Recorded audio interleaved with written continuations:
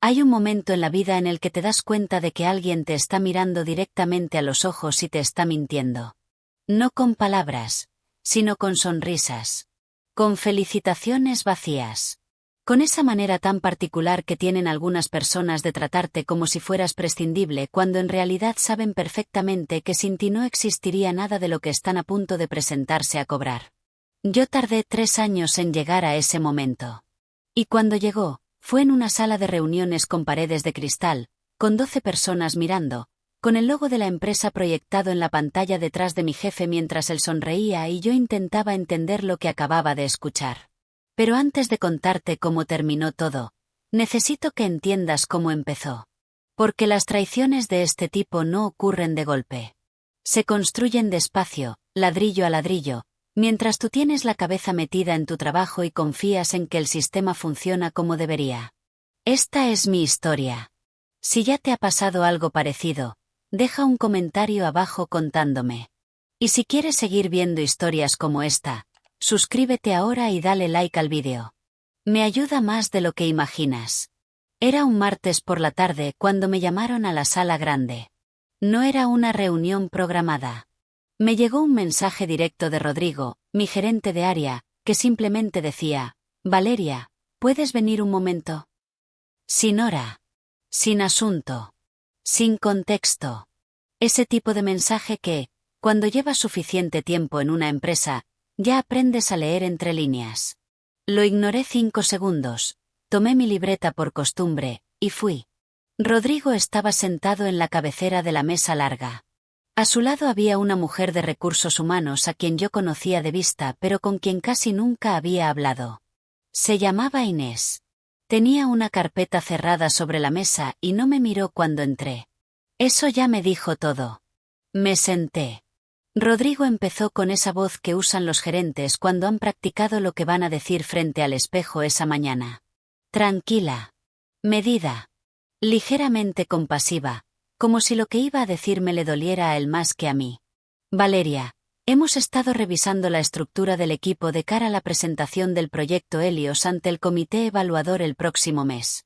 Y creemos que, dado el volumen de trabajo administrativo que se ha acumulado en el Departamento de Gestión Documental, sería muy valioso que tú te incorporaras allí de manera temporal para apoyar esa transición. Me quedé quieta. Lo miré. Miré a Inés. Miré la carpeta. Volví a mirarlo a él. Gestión documental, fue lo único que dije. Es una reubicación temporal, repitió. El proyecto Helios está en una fase muy avanzada y el equipo de presentación ya está consolidado. Creemos que tu perfil encaja mejor ahora mismo en... Rodrigo. Lo interrumpí. Quizás no debí hacerlo, pero fue un reflejo. El proyecto Helios lo empecé yo. Hace 3 años. Yo diseñé la formulación. Yo coordiné las pruebas. Yo escribí los informes de viabilidad. Silencio. No fue un silencio incómodo de su parte. Fue un silencio calculado.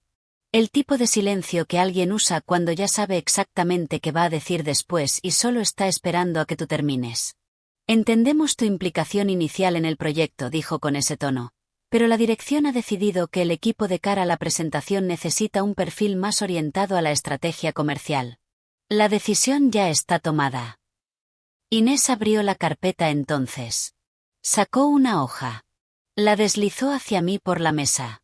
Era mi nuevo contrato de adscripción temporal. Ya firmado por Recursos Humanos. Solo faltaba mi firma.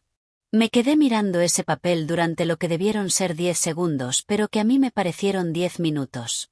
En la sala había una ventana grande que daba al pasillo. Podía ver a compañeros pasando, mirando sus teléfonos, cargando tazas de café. Nadie sabía lo que estaba ocurriendo en esa sala. El mundo seguía girando exactamente igual.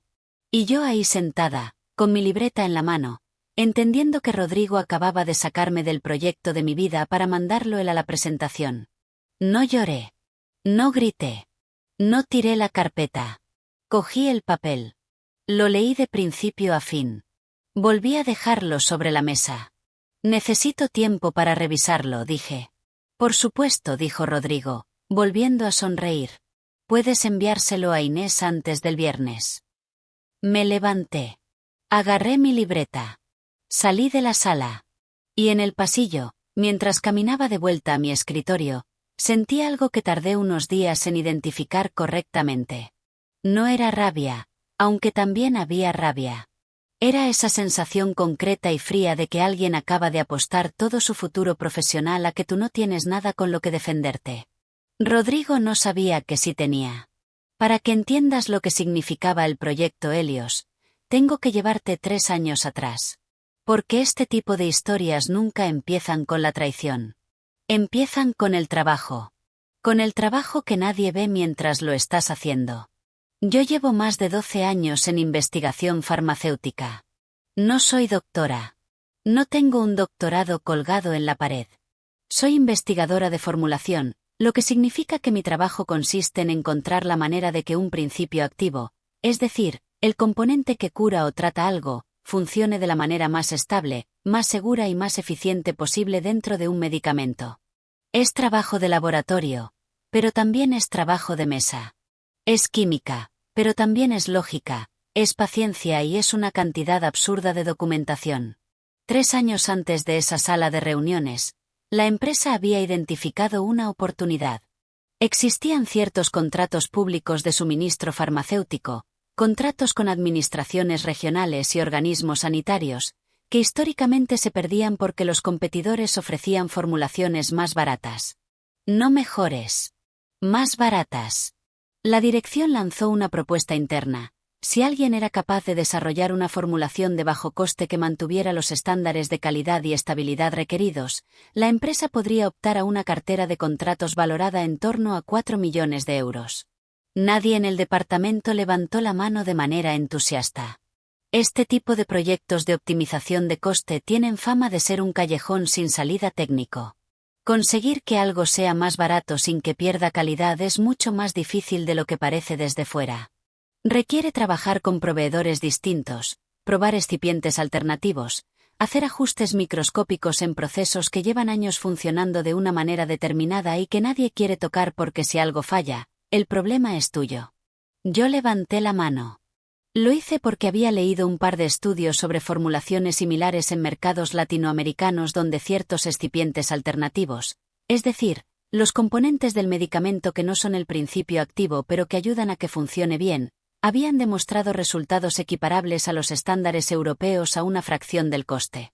Nadie en la empresa había mirado en esa dirección. Yo sí.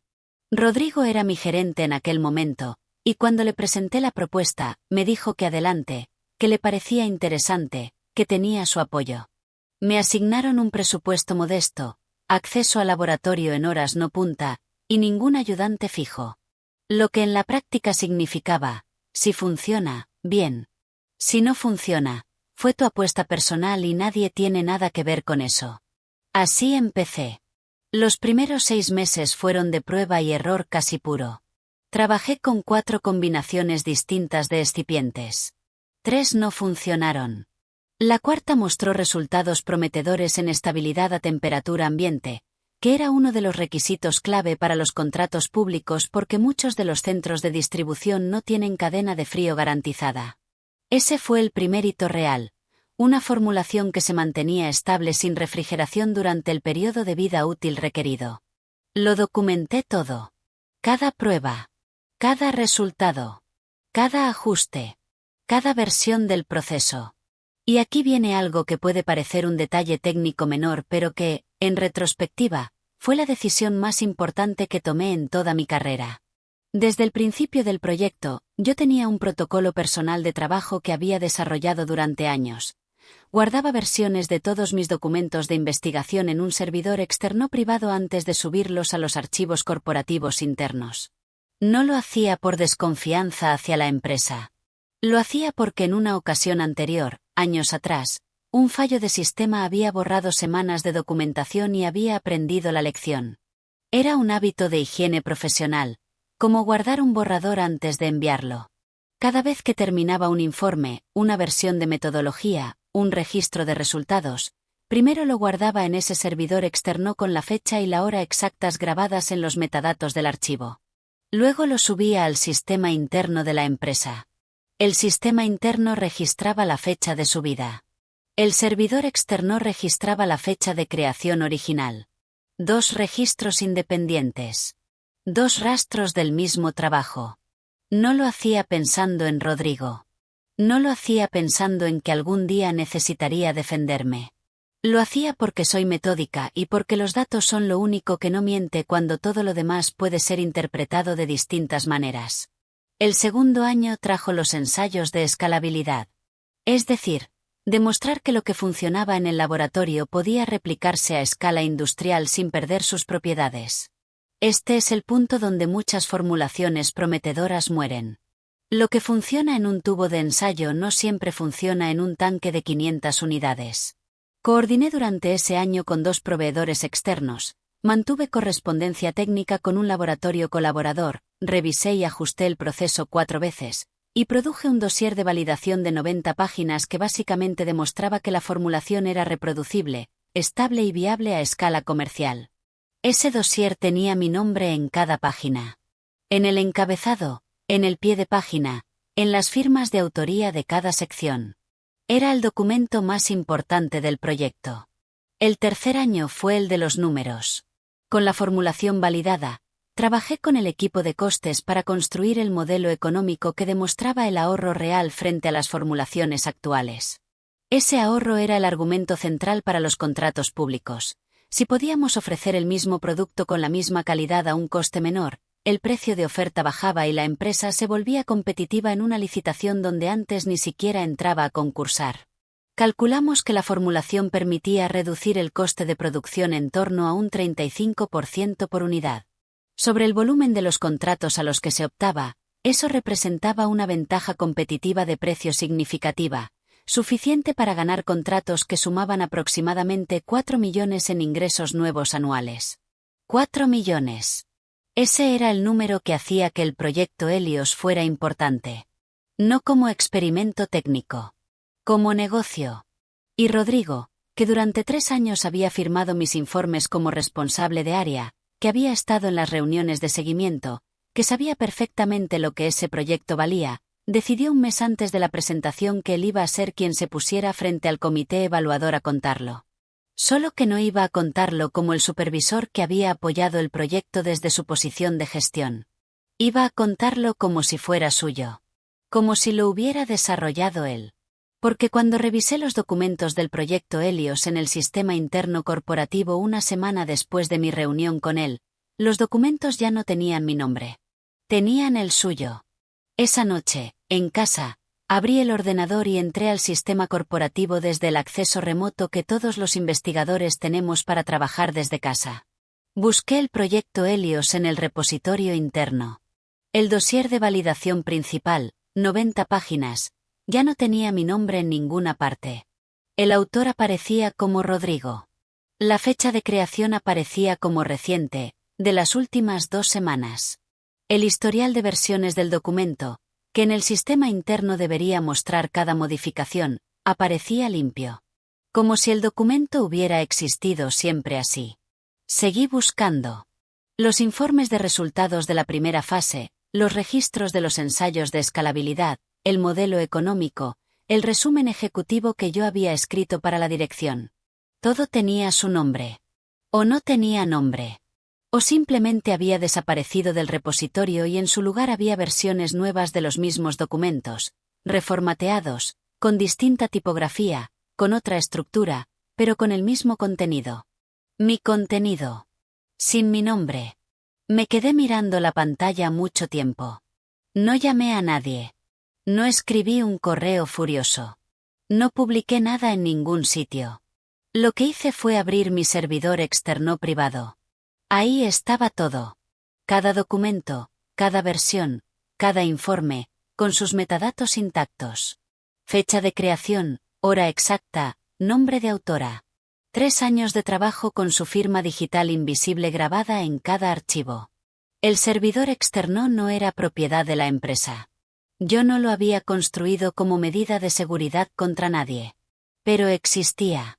Y era irrefutable. Rodrigo había borrado mi nombre de los archivos corporativos. Lo había hecho con cuidado, con método, probablemente con ayuda de alguien del departamento de sistemas que tenía acceso de administrador.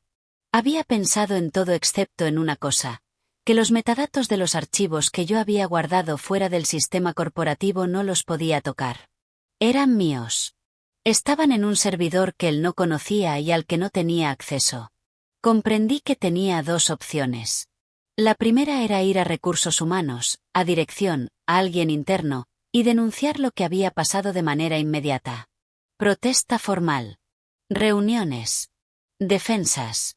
Posiblemente semanas de proceso interno mientras el comité evaluador seguía adelante, mientras Rodrigo presentaba el proyecto, mientras la empresa tomaba decisiones sobre contratos millonarios basadas en una presentación que ocultaba quién había hecho realmente el trabajo.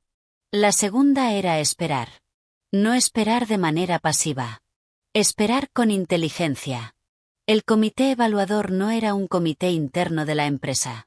Era un organismo externo con auditores especializados que tenían el mandato de verificar la solidez científica y documental de cualquier proyecto antes de autorizar contratos de esa envergadura. Parte de su proceso estándar era revisar la trayectoria de desarrollo del proyecto. Cuándo se había iniciado, cómo había evolucionado, qué decisiones técnicas se habían tomado y en qué orden. Para hacer esa verificación, los auditores pedían acceso al historial documental del proyecto. Y si el historial documental del sistema interno había sido manipulado, los auditores, que eran muy buenos en su trabajo, lo notarían. Y cuando lo notaran, necesitarían una explicación. Y si esa explicación no cuadraba con los metadatos reales de los documentos originales, habría un problema. Yo no iba a denunciar nada. Iba a dejar que el proceso hiciera su trabajo. Y cuando llegara el momento en que los auditores necesitaran verificar la trayectoria del proyecto, yo iba a estar disponible para mostrarles lo que tenía. Firmé el contrato de adscripción temporal al Departamento de Gestión Documental. Me fui al archivo. Ordené carpetas. Respondí correos sobre logística de documentos administrativos. Sonreí en los pasillos cuando me cruzaba con Rodrigo. Y esperé. Durante las 3 semanas siguientes vi desde mi nueva posición invisible cómo el equipo de presentación de Helio se preparaba. Rodrigo había traído a 2 personas del departamento comercial para trabajar con él. Ninguno de los 2 tenía formación científica relevante. Los vi en una reunión de sala de cristal con materiales de presentación en la pantalla. Pude ver desde el pasillo, aunque no escuchar, cómo Rodrigo gesticulaba con confianza frente a las diapositivas. Pensé en los 3 años que había pasado en ese laboratorio. En las tardes que me había quedado hasta las 9 de la noche esperando resultados de ensayos. En los fines de semana que había revisado literatura técnica para encontrar la referencia que me faltaba. En el día en que la cuarta combinación de excipientes había dado los resultados correctos por primera vez y me había quedado sola en el laboratorio con los datos en la mano sin nadie a quien contárselo. Rodrigo no sabía nada de eso. No porque no hubiera estado en las reuniones, que se había estado, sino porque en las reuniones no se aprende lo que un proyecto es de verdad. En las reuniones solo se oye un resumen. El trabajo real ocurre en silencio, en el laboratorio, en las noches, en los documentos que nadie lee hasta que alguien los necesita. Y ahora alguien los iba a necesitar. La reunión del comité evaluador estaba programada para un jueves a las 10 de la mañana. El miércoles por la tarde recibí un correo. No iba dirigido a mí directamente, sino a una lista de distribución del proyecto Helios en la que yo seguía figurando por error, porque nadie se había molestado en quitarme de la lista cuando me habían trasladado. El correo era del coordinador del comité. Decía que como parte del proceso de evaluación estándar, el comité necesitaría acceder al historial documental completo del proyecto, incluyendo versiones previas de los documentos principales, y que solicitaban que el equipo del proyecto tuviera disponible esa documentación para revisión al día siguiente antes de la presentación. Leí el correo 3 veces. Luego escribí una respuesta. Me dirigí al coordinador del comité directamente y me presenté como la investigadora responsable del desarrollo del proyecto Helios durante los 3 años de su duración. Le informé de que, dado que había habido una reubicación interna reciente, era posible que el historial documental en el sistema corporativo estuviera incompleto, y que yo disponía del archivo completo con metadatos originales fechados que podría poner a disposición del comité si lo consideraban útil para su proceso de verificación. Envié el correo. Y esperé. Lo que ocurrió en las siguientes 48 horas fue una de esas situaciones que cuando las vives desde dentro son tremendamente tensas, y solo mucho después, cuando ya ha pasado todo, puedes ver con algo parecido a la serenidad. El coordinador del comité respondió a mi correo esa misma tarde. Me agradecía la comunicación.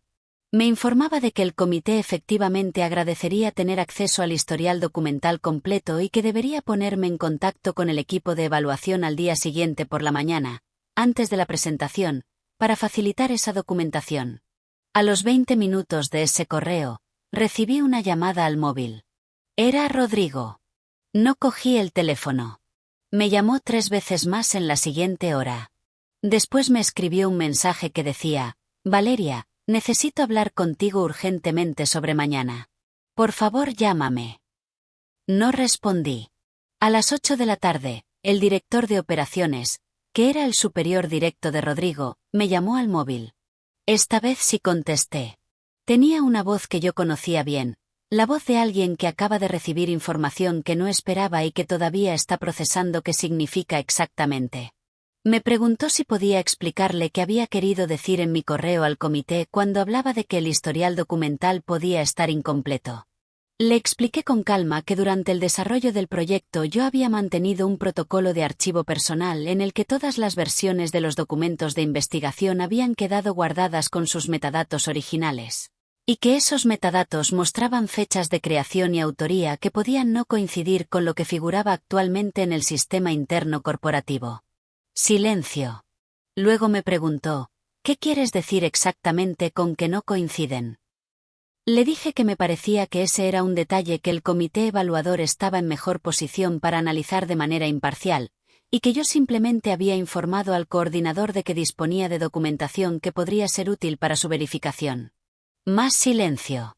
El director de operaciones me dijo que me esperaba en su despacho a las 8:30 de la mañana siguiente. Aquella noche no dormí bien. No porque tuviera miedo, sino porque tenía esa mezcla particular de tensión y claridad que aparece cuando sabes exactamente lo que tienes en la mano pero no sabes exactamente cómo va a desarrollarse lo que viene. Preparé los archivos. Los organicé en una carpeta con un índice. Imprimí el índice. Revisé los metadatos de los documentos más importantes para asegurarme de que eran legibles y claros. A las 8:20 de la mañana del jueves estaba en el edificio. En el despacho del director de operaciones me esperaban él, Rodrigo, una persona de asesoría jurídica interna y 2 auditores del comité que, según entendí, habían pedido adelantar esa parte de la reunión cuando el coordinador les había trasladado la información de mi correo. Rodrigo no me miró cuando entré. Los auditores fueron directos. Querían ver la documentación que yo había mencionado. La tenía en el portátil. La conecté al proyector de la sala. Abrimos el primer documento, el dossier de validación principal, el que en el sistema corporativo aparecía ahora con el nombre de Rodrigo. Los metadatos del archivo en mi servidor externo mostraban: fecha de creación, 2 años y 9 meses atrás. Autora: Valeria. Última modificación: unos días después de la fecha de creación, por la misma autora. Uno de los auditores preguntó si podíamos compararlo con la versión que figuraba en el sistema corporativo. El coordinador del comité tenía acceso remoto al sistema de la empresa. Lo abrió. Comparamos. El mismo documento, mismo contenido, distintos metadatos. El del sistema interno indicaba que había sido creado 3 semanas antes de esa reunión. Por Rodrigo. Los auditores no dijeron nada inmediatamente. Tomaron notas. Pidieron ver otros documentos. Pasamos por los informes de fases, por los registros de ensayos, por el modelo económico. En cada caso el mismo patrón. Mi archivo con metadatos de hace 2 o 3 años, el archivo corporativo con metadatos recientes y autoría modificada. Rodrigo habló una vez durante toda esa revisión. Dijo que era posible que hubiera un problema técnico con el sistema, que iba a pedir al departamento de sistemas que lo revisara. Nadie respondió a eso. La presentación al comité evaluador que estaba programada para las 10 de la mañana se pospuso. Primero 1 hora. Luego indefinidamente. El comité necesitaba tiempo para analizar la situación documental antes de continuar con el proceso de evaluación. Yo pasé el resto de esa mañana en una sala pequeña con los auditores respondiendo a sus preguntas sobre el historial técnico del proyecto. Me preguntaron sobre la metodología, sobre las decisiones de diseño, sobre los resultados de las distintas fases. Respondí a todo. No porque quisiera demostrar nada más de lo que ya habían demostrado los documentos, sino porque los auditores necesitaban verificar que la persona que había creado esos documentos era también la persona que entendía su contenido. Y yo lo entendía. Lo entendía en el sentido más literal, lo había construido. En algún momento de esa mañana, Rodrigo fue llamado a una reunión con el director de operaciones y la asesoría jurídica de la que no salió durante varias horas. No supe exactamente lo que ocurrió en esa reunión. No estuve presente. Pero sé lo que ocurrió después, porque lo viví. Esa tarde, el Departamento de Recursos Humanos me contactó para comunicarme que mi adscripción temporal al Departamento de Gestión Documental quedaba anulada y que me reincorporaba de manera inmediata a mi posición en investigación de formulación. El correo tenía un tono administrativo neutro, pero era lo que era. En los días siguientes la empresa realizó una auditoría interna de los archivos del proyecto Helios. Se convocó al Departamento de Sistemas para que explicara cómo habían ocurrido las modificaciones en el historial documental. No voy a entrar en los detalles de lo que encontraron o de lo que alguien confesó o no, porque parte de eso quedó en el ámbito de procesos internos que no me fueron comunicados oficialmente. Lo que sí sé es que Rodrigo no presentó el proyecto Helios ante el comité evaluador. La presentación, cuando finalmente ocurrió, 10 días más tarde, la hice yo. Pero antes de llegar a ese momento, necesito ser completamente honesta sobre algo que muchas veces se omite en este tipo de historias porque no encaja con el arco limpio de la justicia. Aquellas semanas fueron muy duras para mí. No de la manera dramática en que suelen contarse estas cosas. Fueron duras de una manera silenciosa y sostenida que creo que cualquiera que haya pasado por algo parecido reconocerá. Hubo noches en las que me pregunté si había hecho bien en esperar en lugar de ir directamente a dirección cuando me di cuenta de lo que había pasado. Si había jugado a algo que podría haberme salido mal. Si existía un universo paralelo en el que los auditores no hubieran pedido el historial documental y el proyecto se hubiera presentado con el nombre de Rodrigo y yo me hubiera quedado archivando documentos para siempre. Hubo días en que llegué al trabajo y sentí el peso de que mis compañeros sabían que algo estaba ocurriendo pero nadie me decía nada directamente. Esa sensación de estar en el centro de algo sin tener control sobre cómo los demás lo interpretan. Y hubo un momento específico, una tarde mientras organizaba archivos en el que todavía era técnicamente mi departamento temporal, en el que pensé en los 3 años de trabajo. En todas las horas. En el esfuerzo real. Y sentí algo que no era rabia ni satisfacción, sino una especie de tristeza profunda de que hubiera tenido que llegar a esto. De que hubiera existido un momento en que alguien había decidido que todo ese trabajo podía simplemente borrarse y ponerse otro nombre encima. Eso duele de una manera que no desaparece aunque la historia tenga un final justo. La presentación ante el comité evaluador duró 2 horas y media. Había preparado los materiales durante el fin de semana anterior. No en las noches, porque necesitaba dormir, sino en bloques largos de mañana con el ordenador y un café, con la calma de alguien que conoce su trabajo tan profundamente que no necesita nervios para presentarlo bien, solo necesita tiempo para estructurar lo que ya sabe. El comité eran 5 personas. 2 con formación científica, 2 con perfil económico y financiero, y una especialista en regulación y compras públicas. Eran exactamente el tipo de público que necesitaba. Personas que podían evaluar tanto la solidez técnica de la formulación como su viabilidad comercial. Empecé por el principio. Les conté la oportunidad que había identificado 3 años atrás, los estudios que habían inspirado la dirección técnica, la lógica detrás del diseño de la formulación. No hablé como alguien presentando un proyecto ajeno. Hablé como lo que era, la persona que había estado en el laboratorio cuando los resultados salían, que había tomado las decisiones cuando las cosas no funcionaban, que conocía cada curva de cada gráfico porque había estado ahí cuando se construyeron. Hubo preguntas técnicas difíciles. Sobre la estabilidad a largo plazo en condiciones de almacenamiento extremas. Sobre los márgenes de tolerancia en el proceso de producción. Sobre la trayectoria regulatoria de los excipientes alternativos en distintos mercados europeos. Las respondí todas. Al final, la especialista en regulación me preguntó algo que no era técnico. Me preguntó, ¿cuánto tiempo llevas trabajando en esto? Le dije, 3 años y 4 meses. Hubo un silencio breve. Luego asintió. No fue un momento dramático. No hubo aplausos ni declaraciones solemnes. Fue simplemente el tipo de reconocimiento tranquilo que ocurre cuando alguien que sabe lo que está evaluando se da cuenta de que está delante de la persona que hizo el trabajo real. El comité emitió su informe de evaluación favorables unas semanas después. La empresa comenzó el proceso de licitación para los contratos públicos. El primer contrato se cerró 5 meses más tarde. ¿Qué pasó con Rodrigo? No voy a pretender que hubo una escena catártica de justicia pública. No hubo ningún discurso. No hubo una reunión en que le dijeran lo que había hecho delante de todos. Lo que hubo fue un proceso interno. Fue apartado de sus funciones de gestión durante la investigación. Finalmente se fue de la empresa. Si fue despedido o si se fue voluntariamente ante lo que se avecinaba, no lo sé con certeza.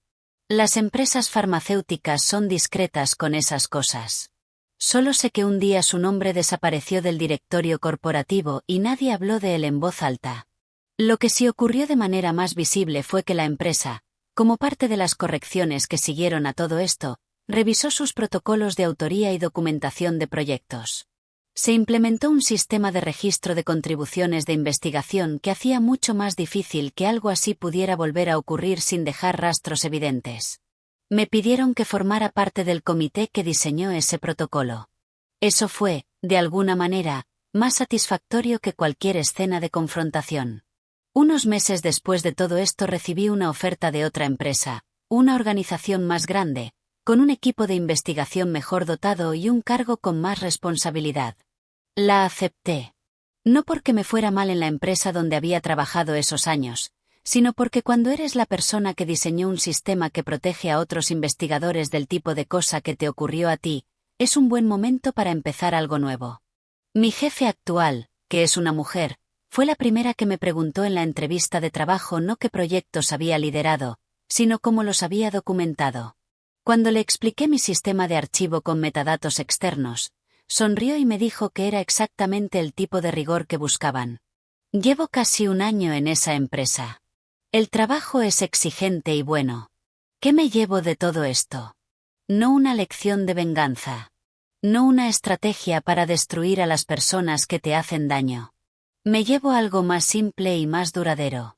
Me llevo la certeza de que el trabajo real deja marcas. Marcas en los documentos, en los datos, en el conocimiento que solo existe en la persona que lo construyó. Esas marcas son invisibles en el día a día, cuando todo va bien y nadie tiene motivos para cuestionarse quién hizo qué. Pero cuando alguien decide borrarlas, el problema es suyo, no tuyo. Porque lo que se puede borrar de un sistema informático no puede borrarse de los metadatos de un servidor externo. Y lo que se puede borrar de los metadatos no puede borrarse de la cabeza de la persona que respondió todas las preguntas difíciles del comité evaluador durante 2 horas y media. También me llevo esto, que hay una diferencia muy importante entre reaccionar con rabia en el momento en que te ocurre algo injusto y actuar con claridad cuando tienes todo lo que necesitas para defender lo que es tuyo. La rabia es legítima. La tuve. Pero la claridad fue lo que funcionó. Y me llevo, más que nada, la sensación de que 3 años de trabajo bien hecho y bien documentado es una protección que nadie puede quitarte. No porque el sistema siempre funcione como debería, sino porque el trabajo real, con su rastro real, es lo único que en última instancia no se puede falsificar. Rodrigo apostó a que yo no tenía nada. Tenía todo. Si esta historia te ha resonado de alguna manera, si te ha pasado algo parecido o conoces a alguien a quien le ha pasado, déjame un comentario. Me importa leerlos. Y si quieres seguir viendo historias como esta cada semana, suscríbete y dale al like. Cada interacción ayuda a que estas historias lleguen a más gente. Gracias por estar aquí hasta el final.